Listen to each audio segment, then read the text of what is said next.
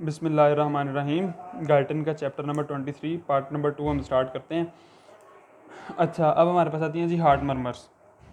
ठीक है, तो हार्ट मर्मर्स क्या हैं? बेसिकली हम लोगों को पता है कि हमारे पास जो एबनॉर्मल हार्ट साउंड्स होती हैं ना, उनको हम हार्ट मर्मर्स कहते हैं। ठीक है, इसके लिए पीछे उन्होंने ग्राफ भी एक दिया है, फोनोकार्डियोग्राम। ठीक है, तो उसको डिस्कस करने से पहले ना हम लोग थोड़ा सा अपना एक कंसेप्ट जो है वो बिल्टअप करेंगे। ठीक है, ताकि हम लोग को समझ आ जाए हो क्या रहा है। अब यार ये देखो, ठीक है, ये आपका समझ लो है एट्रियम।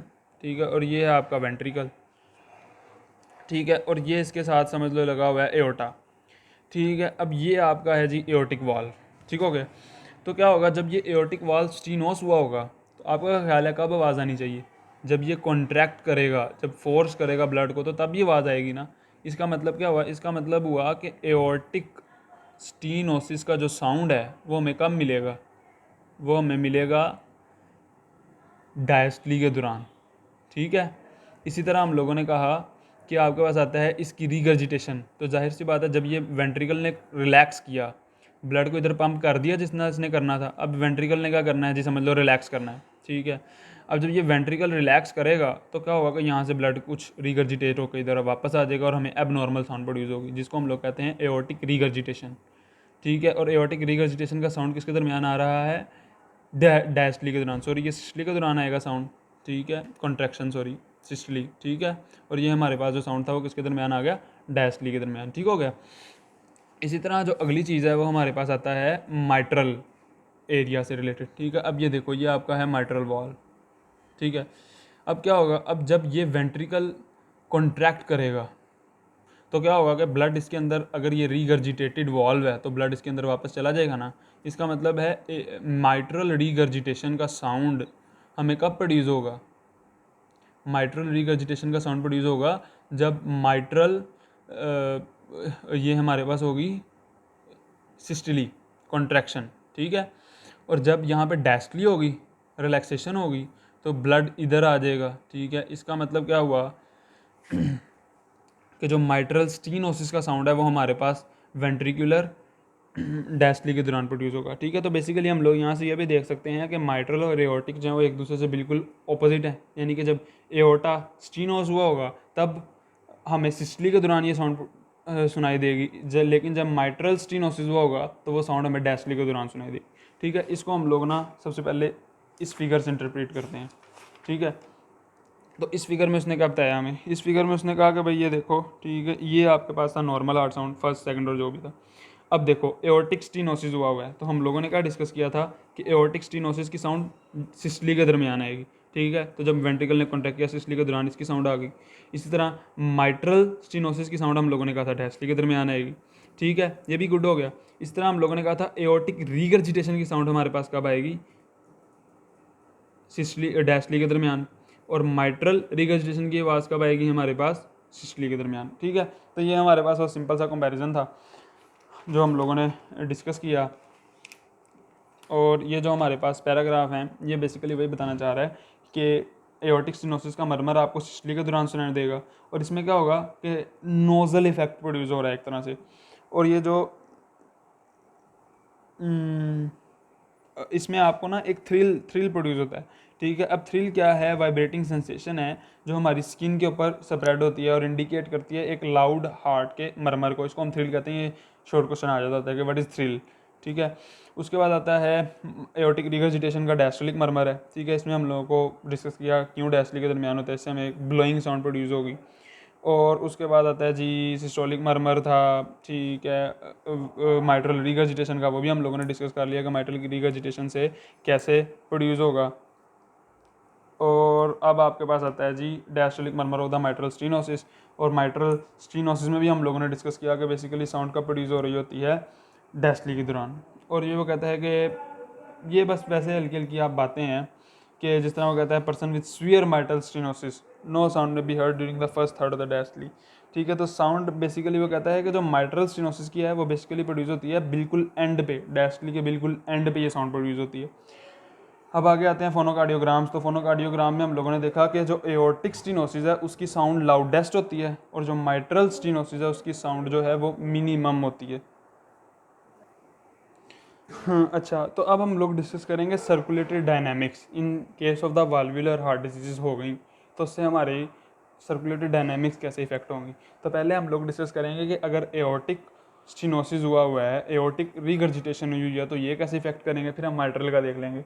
अच्छा, तो उसने डिस्कस किया एओर्टिक स्टिनोसिस और एओर्टिक रीगर्जिटेशन क्या इफेक्ट करेंगे। ठीक है, तो बेसिकली इन दोनों चीज़ों से होना क्या है, इवेंचुअली इन दोनों चीज़ों से ये होना है कि जो हमारी हार्ट को हमारी स्ट्रोक वॉल्यूम है, या समझ लो कि जो हमारा कार्डियक आउटपुट है ना, इसको इन दोनों ने डिक्रीज़ कर देना है। ठीक है, तो इसकी वजह से क्या होगा, सबसे पहला इफेक्ट हम लोगों ने डिस्कस किया जी hypertrophy of the left ventricle.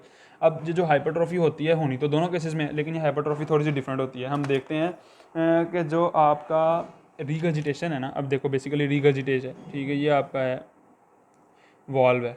ठीक है, अब ये वॉल्व से रीगर्जिटेशन है, जब रीगर्जिटेशन है तो ब्लड यहाँ पे ज़्यादा होना शुरू हो जाएगा। इस केस में कौन सी होगी आपके पास, इस केस में आपके पास होगी एक्सेंट्रिक हाइपरट्रोफी, मैस इंक्रीज़ हो जाएगा उसका, डायलेट हो जाएगा वो। ठीक है, ताकि वो ज़्यादा वॉल्यूम को अपने अंदर एकोमोडेट कर सके। और दूसरी आपके पास कंडीशन है जिसको हम लोग कहते हैं स्टीनोसिस। स्टीनोसिस में वर्क लोड ज़्यादा हुआ है, तो इसने पंप ज़्यादा ज़ोर से करना है, जिसकी वजह से क्या होगा, इसके अंदर कंसेंट्रिक हाइपरट्रोफी हो जाएगी। ठीक है, कंसेंट्रिक हाइपरट्रोफी हो जाएगी और एक्सेंट्रिक हाइपरट्रोफी, ये चीज़ें हम लोगों ने डिस्कस कर ली। वो यही यहाँ पे बता रहा है, एओर्टिक वाल्व स्टीनोस होगा तो कंसेंट्रिक हाइपरट्रोफी हो जाएगी। ठीक है, दूसरी चीज़ आपके पास आती है increase in the blood volume. तो देखो ब्लड वॉल्यूम कैसे इंक्रीज़ होगा, दोनों कंडीशंस में हम लोगों ने डिस्कस किया कि कार्डियक आउटपुट आपका कम हो गया है। ठीक है, बेसिकली यहाँ भी ये बताता है कि अगर एओर्टा से ब्लड रीगर्जिटेट हो रहा है ना, तो इसमें ये बात भी हमने याद रखनी है कि बाज़ का स्ट्रोक वॉल्यूम बहुत ज़्यादा हार्ड पंप कर रहा होता है। ठीक है, समझ लो ये यहाँ पे रीगर्जिटेशन हुई है, ठीक है, इस वॉल्व पे, तो ये जो है ये नॉर्मल 70 की बजाय 250 तक वो कहता है पंप कर सकता है ब्लड को, 250 मिलीलीटर ब्लड को। ठीक है, लेकिन क्या होगा कि रीगर्जिटेट हो जाएगा, ब्लड वापस आ जाएगा, और जिसकी वजह से क्या होगा कि आपका कार्डियक आउटपुट जो है वो डिक्रीज हो जाएगा। ठीक है, तो increase in the blood volume होगा, क्यों, क्योंकि टिश्यू जो है वो स्लाइड हाइपोक्सिया को फील करेगा और वो रेड ब्लड सेल के मैच को ज़्यादा कर देगा, यूरिन की प्रोडक्शन कम हो जाएगी, इवेंचुअली आपका जो है ब्लड का वॉल्यूम ज़्यादा कर दिया जाएगा।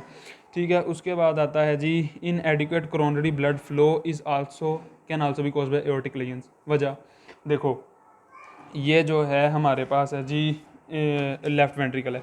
ठीक है ना, अब जब ये आपका लेफ़्ट वेंट्रिकल हाइपरट्रोफी कर जाएगा, ठीक है, तो जो इसकी वेसल्स हैं जो इसको सराउंड कर रही हैं, खुसूसन जो आपके पास बिल्कुल नीचे इसके प्लेक्सिस होता है, एंडोकार्डियल प्लेक्सिस। ठीक है, अब वो प्लेक्सिस पे बहुत ज़्यादा फोर्स लगेगी। ठीक है, और प्लेक्सिस जो है वो कंप्रेस हो सकता है, और वो प्लेक्सिस कंप्रेस होगा जब, तो हम लोग कहेंगे कि the high wall tension causes marked decrease in the coronary blood flow during systole, और diastolic blood flow is also increase. ठीक है, सो इसकी वजह से जो है ना हमारे पास हार्ट की ब्लड फ्लो को मसला हो जाएगा। अच्छा, अब उसके बाद आता है जी वो कहता है कि ये सारे काम तो हो रहे हैं, इवेंचुअली होना क्या है, वो कहता है इवेंचुअली आपके पास लेफ्ट वेंट्रिकल जो है हाइपरट्रोफी कर जाएगा, वो फेल हो जाएगा और पल्मोनरी एडीमा हो जाएगा। ठीक है, कैसे जी, वो कहता है जी अर्ली स्टेजेस में तो जो आपका हार्ट था वो करेगा जी मैं जितना भी हो, जो कुछ भी हो इसको मैं कंपनसेट कर दूँ। ठीक है, और वो उसको कंपनसेट करने की अपनी तरह से पूरी कोशिश करेगा। ठीक है, और कंसिडरेबल डिग्रीज स्टिनोसिस की जब हो जाएंगी, रीगर्जिटेशन जब कंसिडरेबल हो जाएगी, तब हम लोगों को पता चलेगा अच्छा यार ये कोई मसला भी है। तो हमारा जो वेंट्रिकल मैस है वो डायलेट कर जाएगा और जो कार्डियक आउटपुट है वो फॉल हो जाएगी। इवेंचुअली हमारे पास लेफ्ट वेंट्रिकल फेल हो जाएगा, ब्लड लेफ्ट वेंट्रिकल से एट्रिया, एट्रिया से पल्मोनरी वेसल्स के अंदर पूल होना शुरू हो जाएगा and it can lead to the pulmonary oedema. अब आगे जी हमारे पास आती है माइट्रल स्टिनोसिस और माइट्रल रीगर्जिटेशन में हमारा क्या इफेक्ट होगा। ठीक है, तो बेसिकली ना जब माइट्रल स्टिनोसिस और माइट्रल रीगर्जिटेशन है तो इसमें हमारे पास मसला क्या है ये समझना बड़ा ज़रूरी है। इसमें मसला कुछ ऐसा है कि ये देखो, ठीक है, अब यहाँ पे मसला है। ठीक है, तो क्या होगा कि यहाँ ब्लड नहीं ज़्यादा आ रहा, यहाँ ब्लड ही नहीं ज़्यादा आ रहा, और यहाँ पे ब्लड ज़्यादा पूल होना शुरू हो गया। ठीक है, और इसको बहुत ज़्यादा ज़ोर लगाना पड़ रहा है, इसकी वजह से इसकी हाइपरट्रोफी हो सकती है।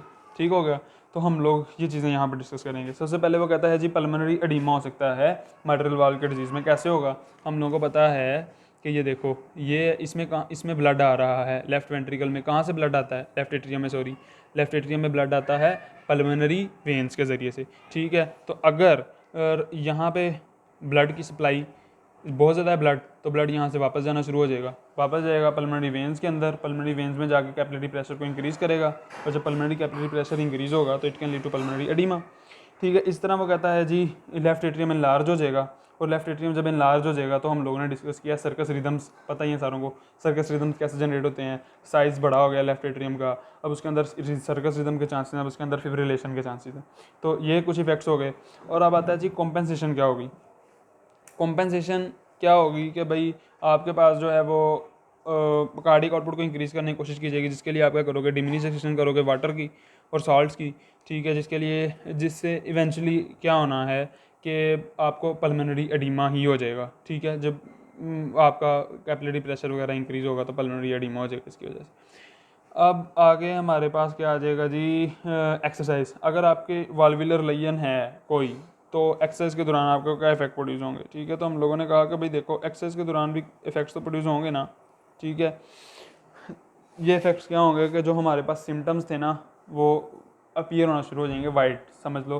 पहले जो सिम्टम ज़्यादा अपीयर नहीं थे हो रहे, ठीक है। हमें हमें रेस्ट में इतनी कार्डियक आउटपुट की ज़रूरत नहीं थी रेस्ट में, लेकिन जब हम काम कर रहे हैं हमें ज़्यादा चाहिए, जब हम एक्सरसाइज कर रहे हैं हमें ज़्यादा चाहिए, ठीक है। तो वही इसका बिल्कुल यहाँ पे प्रिंसिपल है कि जो आपका कार्डियक रिजर्व होता है ना वो डिक्रीज़ हो जाता है, ठीक है। आपका हार्ट पंप तो कर रहा है जितना आपको चाहिए, लेकिन जितना आपको एक्सरसाइज के दौरान चाहिए वो नहीं पंप कर सकता, ठीक है, जिसकी वजह से कार्डियक फेलियर के सिम्टम्स अपीयर हो सकते हैं ड्यूरिंग द एक्सरसाइज।